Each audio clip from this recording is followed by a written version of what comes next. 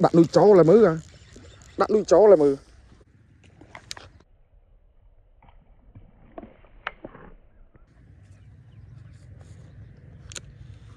Không.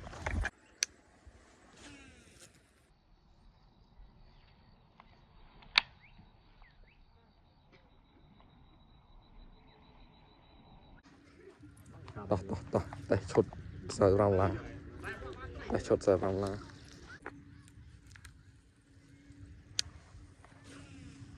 Ồ, cục sưu đá à. Nó hả? Đón này à.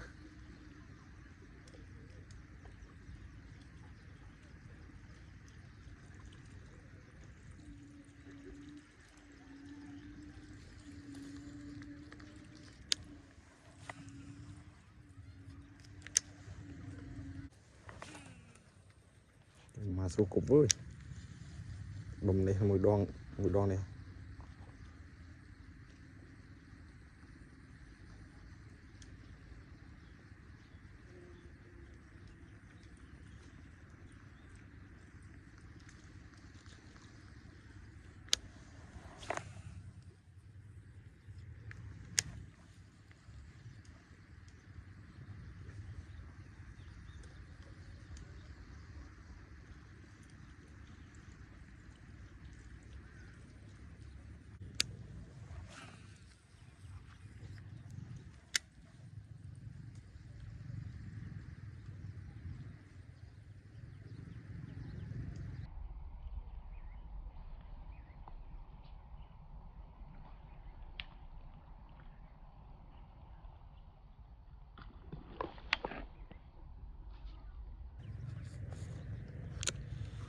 Không.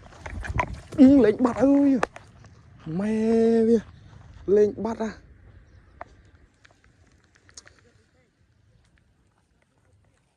Anh áo vật khía mà tay điệp nè. Trời mai ơi, ở bây snap á.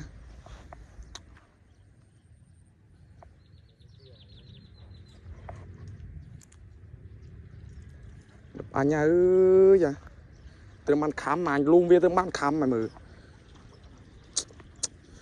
Đó là làm bal tí ra anh.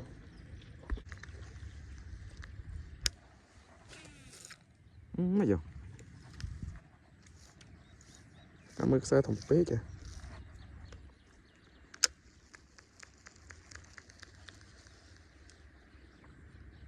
Khám tí đây. Ta nuôi đi khám tí ra mừ.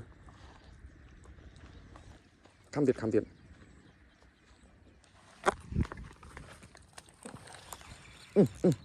Đặt nuôi chó là mứ à. Đặt nuôi chó là mừ.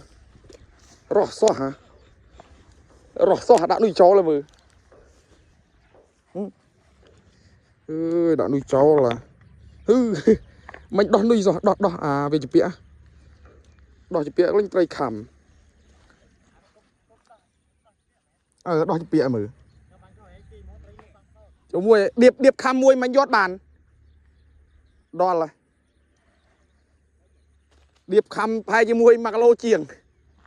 Vì dương phải nhạc vớt với bê khơi biết ô tạc rau mà đấy.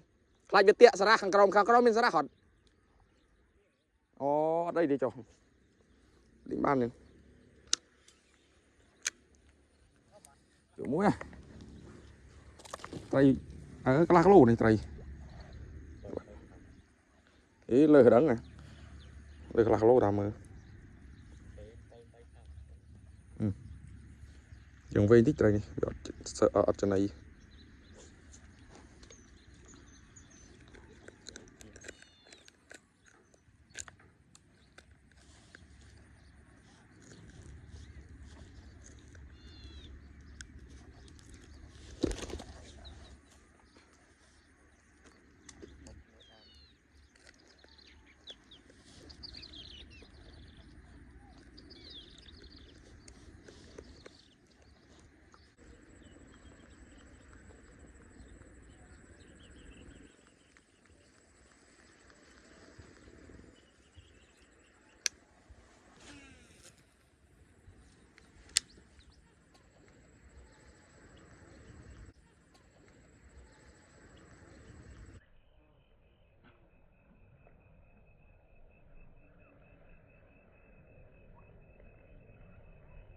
trời mình này khô hả